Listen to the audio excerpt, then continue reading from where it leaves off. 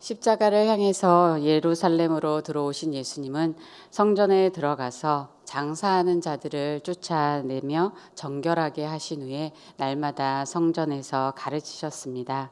그 가르침에 많은 백성들은 귀를 기울여 들었지만 백성의 지도자들은 예수님을 죽이려고 모의를 합니다. 그리고 그들은 오늘 예수님께 몰려와서 무슨 권위로 이런 일을 하는지 권위에 대한 문제를 제기합니다.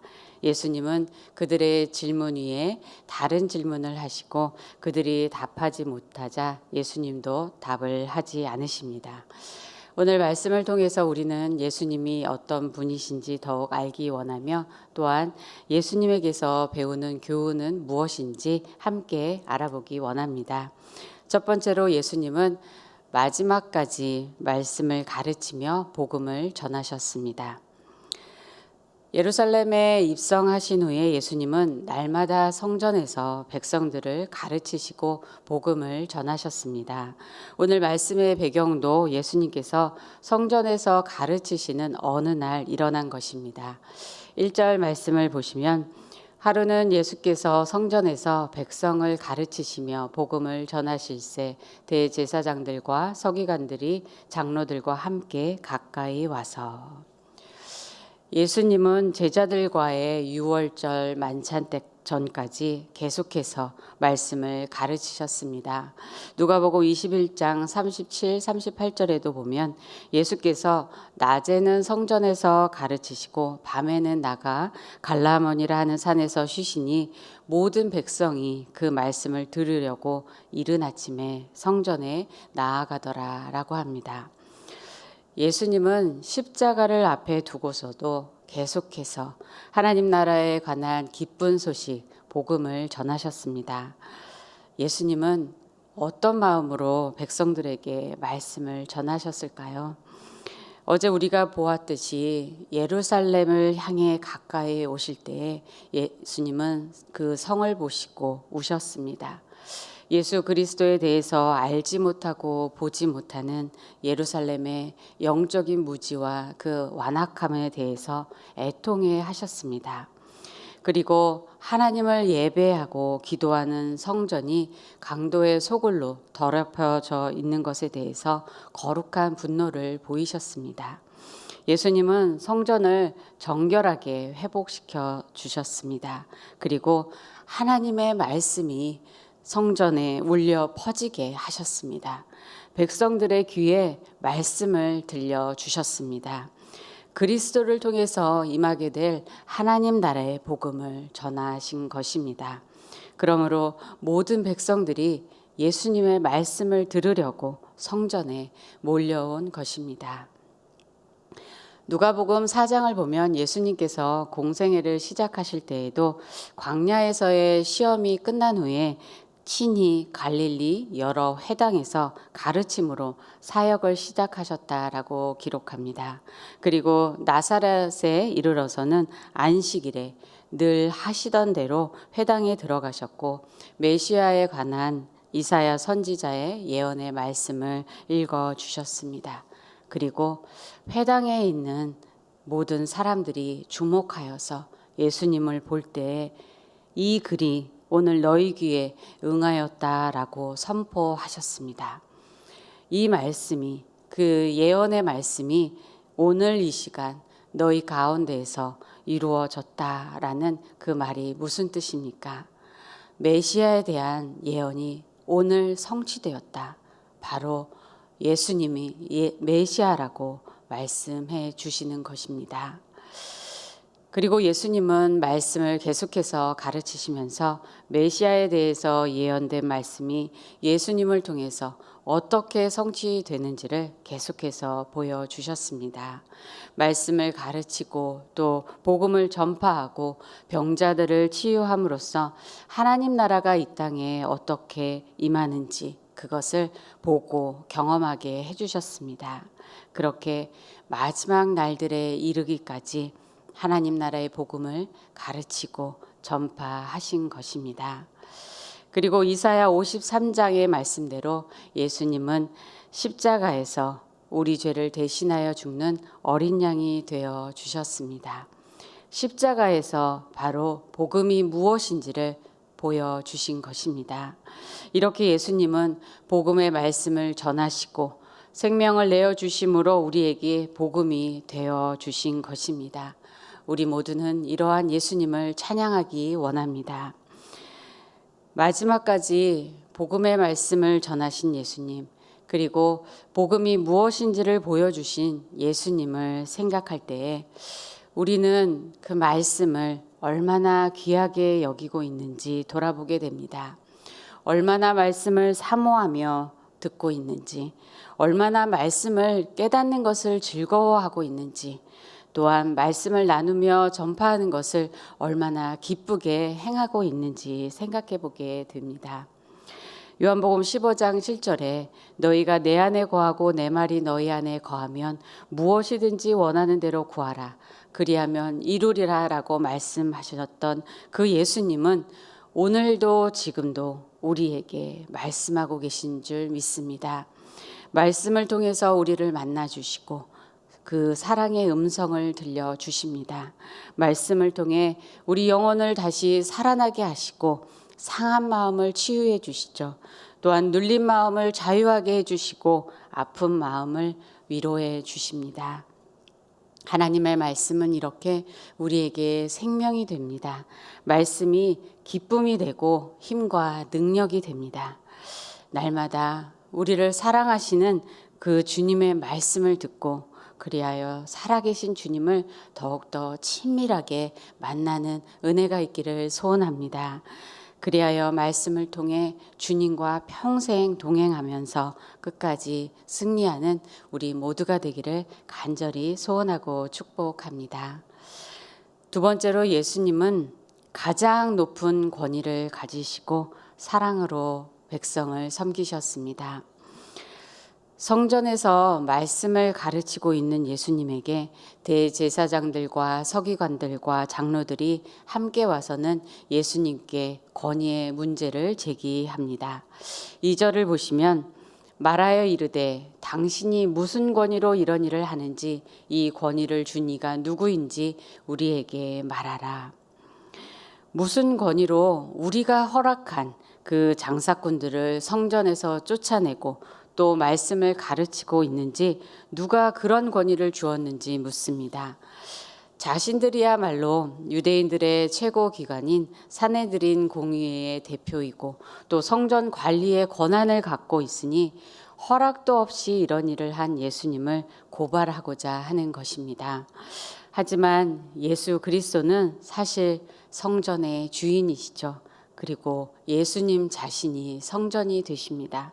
그런데 하나님의 말씀을 기록하고 연구하는 서기관들, 또 하나님께 예배드리는 일을 하는 대제사장들, 그리고 유대의 백성들의 지도자인 장로들이 예수님이 하신 일들을 보고 또한 예수님의 말씀을 듣고도 그리스도임을 전혀 깨닫지 못하는 어리석음을 보게 됩니다. 공식적인 랍비 교육도 받지 않고 대제사장 혈통도 아니고 부와 권력도 없는 예수님을 그들은 인정하지 않을 뿐만 아니라 결국은 대적하는 죄를 짓게 됩니다. 예수님은 그들의 질문에 대답하지 않으시고 오히려 질문을 하십니다. 요한의 세례가 하늘로부터냐 사람으로부터냐. 이 질문에 그들은 대답하기 어려워서 잠시 타임아웃을 하고 그들끼리 의논을 합니다. 5절에서 6절 말씀 보시겠습니다. 그들이 서로 의논하여 이르되 만일 하늘로부터라 하면 어찌하여 그를 믿지 아니하였느냐 할 것이요 만일 사람으로부터라 하면 백성이 요한을 선지자로 인정하니 그들이 다 우리를 돌로 칠 것이라 하고. 하늘로부터라는 말은 하나님으로부터라는 의미입니다. 요한이 바로 하나님이 보내신 선지자라고 인정하면 왜 요한에게 나가서 요한에게 세례를 받지 않고 회개하지 않는지 책망을 받게 될 것입니다. 또한 세례 요한이 예수님을 그리스도라고 인정하였는데 그러면 예수 그리스도를 믿지 않는 것도 말이 되지 않는 것입니다. 반면에 사람으로부터라고 말하면 백성들은 요한이 하나님으로부터 온 선지자라고 믿고 있었기 때문에 그 백성들이 자신들을 돌로 칠 것을 두려워하였던 것입니다. 진퇴양난에 빠진 유대인 지도자들은 어디로부터인지 알지 못한다고 말하였습니다. 이렇게 권위를 내세우는 그들의 태도를 보면서 여러 생각을 하게 되는데요. 그들을 보며 배우는 첫째 교훈은 모든 권위 위에 하나님이 계심을 알고 하나님을 경외해야 한다는 것입니다. 그들은 자신들의 권위가 최고의 권위라고 여기고 있습니다. 그러므로 그들은 하나님조차도 경외하지 않고 두려워하지 않습니다.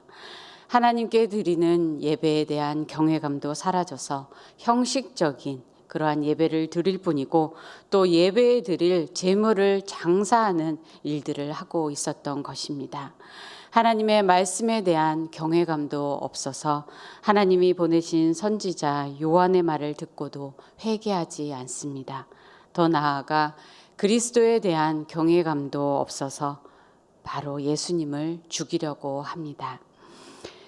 우리는 세상에서, 직장에서, 또 교회에서 어떤 위치에 있더라도 그 직분, 또 그 자리, 그 권위는 하나님께서 주신 것임을 기억해야 하는 줄 믿습니다. 그리고 하나님이 세워주신 것에 감사해야 하는 것입니다. 우리가 수고하고 노력한 것도 있겠지만 정말 우리의 노력만으로 그 자리에 이르는 것이 아닙니다. 모든 것이 은혜로 받은 것이죠. 그러므로 어떤 위치에 세워지고 권위가 주어졌다면 그 권위를 하나님을 경외함으로 하나님이 기뻐하시는 뜻을 이루기 위해서 사용해야 합니다. 그런데 세상에서 사람들은 더 높은 그러한 권위 자체가 목적이 되어서 더 높아지려고 하고 그리하여 높아질수록 교만하여지고 더 높아지기 위해서 온갖 부정과 거짓을 행하는 것을 보게 됩니다. 요즘 우리가 살아가고 있는 시대 속에서 우리는 하나님을 경외하는 지도자들이 많이 배출되고 세워지도록 기도하는 것이 더욱 절실하게 필요한 것을 경험합니다. 우리도 또한 어떤 위치에 있든지 우리 위에 계신 하나님을 경외하며 일을 행하여야 할 것입니다. 그러므로 또한 권위에 대해 생각하게 되는 둘째 교훈은 권위를 어떻게 사용할 것인지가 중요하다는 것입니다. 예수님은 하늘과 땅의 모든 권세를 가지셨습니다. 예수님은 빌립보서 2장 말씀처럼 근본 하나님의 본체이십니다. 그러나 하나님과 동등됨을 취하지 않으시고 육신을 입고 이 땅에 오셨습니다. 그러한 예수님은 그분의 권위로 백성들을 사랑으로 섬기시고 하나님께 영광을 돌리셨습니다. 예수님은 어떤 권위가 있는지 백성들에게 점차 보여주셨는데요. 예수님에게는 말씀의 권위가 있습니다. 누가복음 4장 32절에 백성들은 예수님의 가르치심에 놀라니 이는 그 말씀에 권위가 있다라고 하였습니다. 말씀의 권위를 가지신 예수님은 앞에서도 나눈 것처럼 하나님의 말씀을 계속해서 가르쳐 주시고 복음을 전하셨습니다. 또한 예수님은 내 말이 아니요 나를 보내신 아버지의 말씀이라고 그렇게 하나님을 높이며 말씀을 전하셨습니다. 그리고 예수님에게는 귀신을 내쫓는 권위도 있었습니다. 귀신 들린 사람을 향하여서 명함에 귀신이 나가는 것을 보고 사람들은 이 어떠한 말씀인고 권위와 능력으로 더러운 귀신을 명함에 나가는도다라고 다 놀라서 말하였습니다. 또한 예수님에게는 죄를 용서하는 권세도 있습니다. 누가복음 5장에서 한 중풍병자에게 내 죄사함을 받았느니라 라고 하셨을 때 서기관들과 바리새인들은 예수님이 어떻게 이런 말을 하는지 예수님이 신성 모독을 한다고 하였습니다. 그러자 예수님은 인자가 땅에서 죄를 사하는 권세가 있는 것을 알게 하리라고 하면서 말씀으로 명하여 일어나 걸어가라고, 침상을 가지고 가라고 명하셨습니다.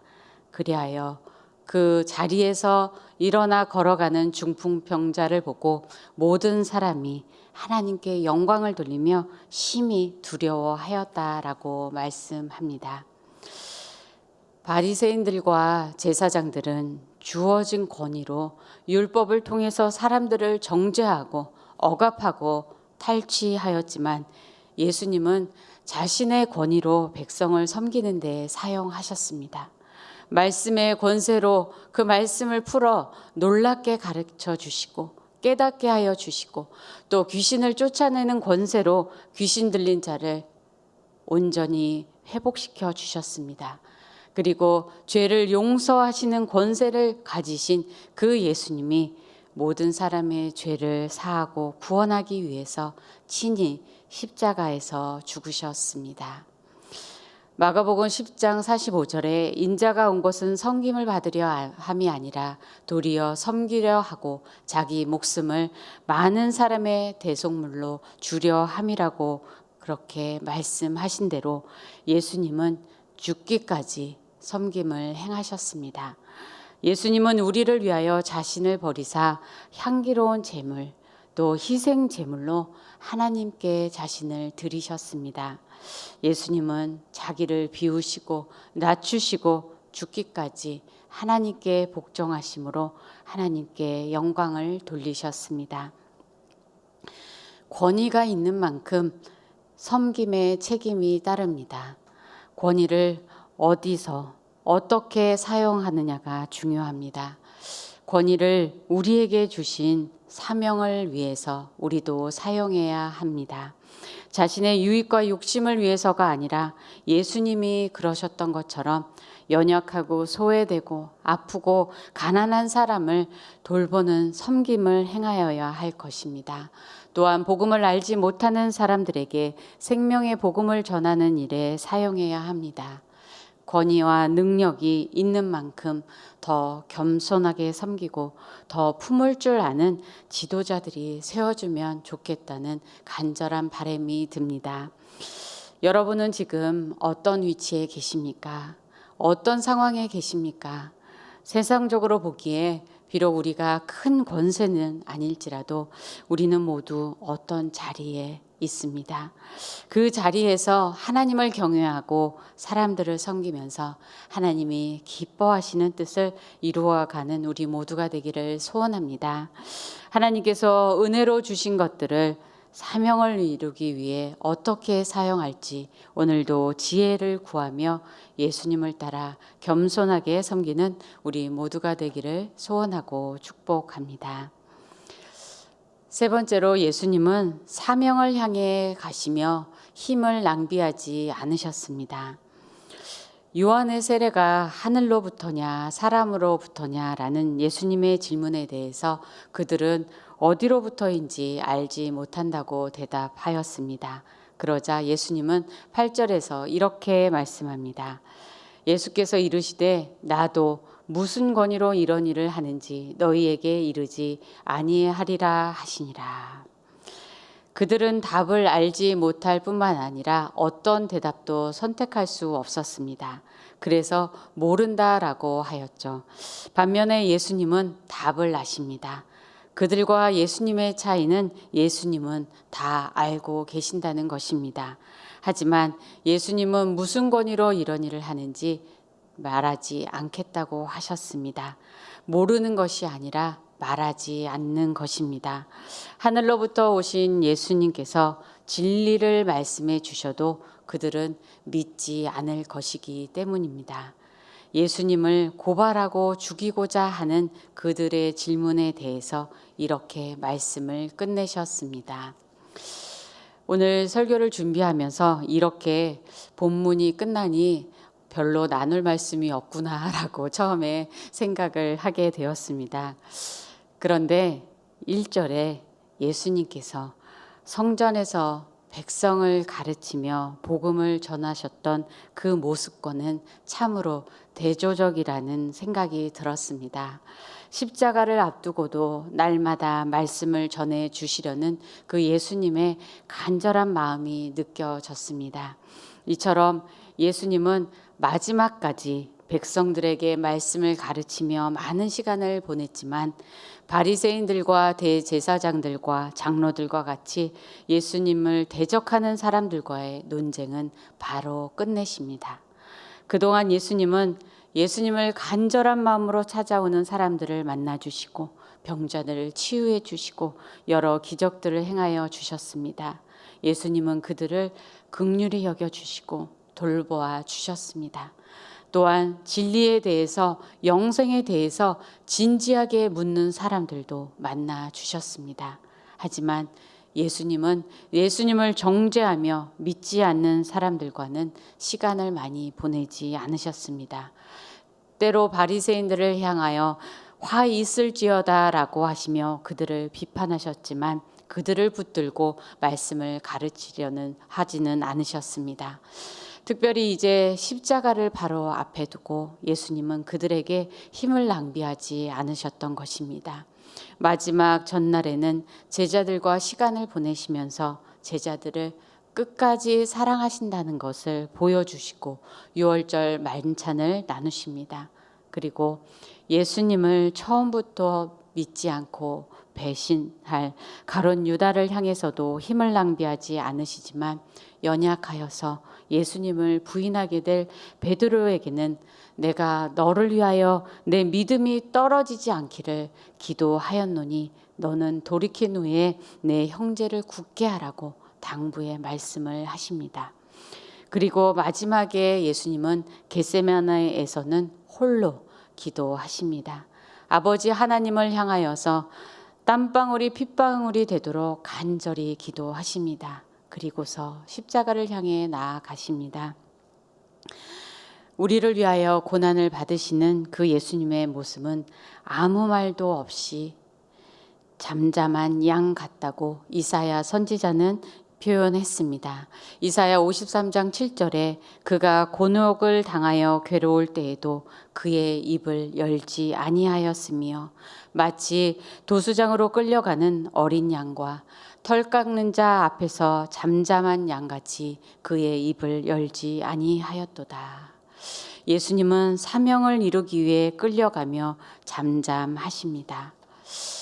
우리는 우리의 힘과 에너지를 어디에 무엇을 위해 쓰고 있는지 생각해 보게 됩니다.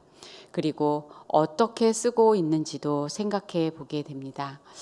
이번에 강준민 목사님의 책 깊은 기도의 영성을 교재로 기도의 영성 과정을 시작하였는데요. 첫 번째 주 침묵 기도를 위해서 침묵에 여러 수련을 하는 시간을 가지게 되었습니다. 5가지로 혀의 침묵, 내적인 침묵, 눈의 침묵, 욕망의 침묵, 그리고 생각의 침묵입니다. 이번에 침묵을 훈련하려고 하니 저도 얼마나 많이 입으로 말하고 또 마음으로 말하고 있는지 깨닫게 되었습니다. 또한 눈으로 정말 많은 것들, 또한 불필요한 것도 보고 있으며 또 눈으로도 말하고 있는지도 알게 되었습니다. 그리고 또 마음속에서는 얼마나 많은 것들을 바라며 또 얼마나 많이 비워야 하는지도 보게 되었습니다. 그런데 저에게는 생각의 침묵이 가장 힘든 시간이었습니다.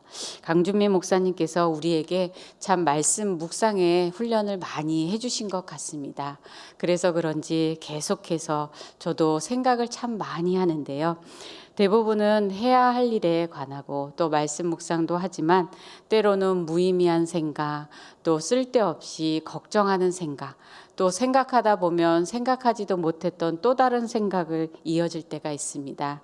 그렇게 많은 생각으로 피곤하기도 합니다. 성 어거스틴은 이런 말을 했습니다. 인생은 본질과 폭풍처럼 몰려드는 경박한 생각들이 서로 벌이는 전투와 같다. 곧 본질과 쓸데없는 생각들이 날마다 전쟁하고 있다는 것인데요. 그래서 우리가 본질을 놓치고 대신 사소한 일을 중요하게 여기며 살기도 합니다. 하지만 우리가 놓치지 말아야 할 본질이 있다는 것입니다. 그것은 우리를 이 땅에 보내신 우리의 삶의 의미, 곧 하나님이 주신 사명인 줄 믿습니다. 이번에 침묵 훈련을 통해서 늘 하던 것들을 멈추고 잠잠히 기도하는 시간을 수시로 가져본 것이 참 좋습니다. 물론 이제 시작에 불과하지만 말과 마음과 또 눈과 생각으로 불필요한데 에너지를 쓰는 것이 좀 더 줄어드는 것을 경험하고 있습니다. 침묵 기도를 통해서 좀 더 집중하여서 하나님을 바라볼 때 마음의 평강이 점점 더 깊이 임하는 것을 경험합니다. 강 목사님은 이 책에서 침묵하게 되면 우리 내면의 에너지는 점점 강해진다라고 하면서 침묵하게 되면 내면의 불꽃을 가꾸게 되고 불꽃을 점점 더 잘 키울 수 있게 된다라고 하였습니다. 그러므로 우리는 내면의 에너지를 정말 해야 하는 일들, 섬겨야 하는 일들에 쓰면서 우리의 사명을 향해서 묵묵히 나아가기를 원합니다. 시편 46편 10절에 너희는 가만히 있어 내가 하나님 됨을 알지어다 라고 말씀합니다. 우리가 침묵하며 가만히 잠잠히 있을 때에 하나님께서 하나님 되심을 알게 하여 주시고 또한 하나님 되심을 보여주실 줄로 믿습니다. 우리 모두 하나님의 도우심을 의지하고 하나님을 바라보며 흔들리지 않고 하나님이 주신 과업과 사명을 이루어가는 우리가 되기를 간절히 소원합니다. 그리하여서 우리의 삶에 그 사명을 이루어 나가는 기쁨이 충만하고 하나님께 영광 돌리며 살아가는 저와 여러분이 되기를 주님의 이름으로 축원합니다. 기도하시겠습니다. 사랑의 주 예수님, 날마다 말씀을 통해 우리를 만나 주시고 사랑의 음성을 들려주시니 감사합니다. 우리 영혼을 살리는 생명의 말씀을 대할 때마다 성령님께서 더 깊이 깨닫게 하시고 더 깊이 주님을 알아가도록 그리고 주님이 기뻐하시는 삶을 살아가도록 인도하여 주시옵소서. 특별히 기도하옵기는 한국과 미국과 세계 여러 나라에 세워진 지도자들이 하나님을 경외하게 하시고 자기의 유익과 욕심이 아니라 겸손한 마음으로 백성들을 섬기며 또한 어렵고 힘든 사람들을 품고 돌보는 지도자가 되게 하여 주시옵소서. 우크라이나에서의 전쟁이 속히 멈추도록 역사하여 주시어 무고한 사람들의 생명이 더 이상 잃지 않도록 도와주시옵소서. 가장 높은 곳에 계신 하나님만을 잠잠히 바라보오니 이 땅을 긍휼히 여겨 주시고 모든 것을 선하게 인도하여 주시옵소서. 우리도 우리를 보내신 자리에서 하나님을 경외하며 사랑으로 서로 섬기게 하시고 하나님의 뜻에 순종하며 사명을 이루어 가도록 도와주시옵소서. 하나님, 지금까지 우리 교회에 베풀어 주신 모든 은혜에 감사합니다. 하나님을 더욱 경외하며 주의 복음을 열방에 전하며 하나님께 큰 영광 돌리는 교회가 되게 하여 주시옵소서. 이번에 드림랜드 공사가 잘 완공되게 하시고 다음 세대와 교회가 더욱더 부흥하는 은혜를 베풀어 주시옵소서. 강주민 담임 목사님 늘 강건하게 붙잡아 주시고 성령의 기름 부으심으로 지혜와 능력을 더하사 사명을 넉넉히 감당하시도록 도와주시옵소서.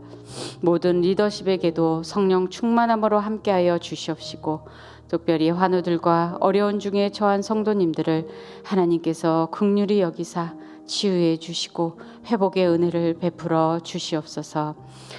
영국의 최종상 6명의 선교사님을 위해 기도합니다.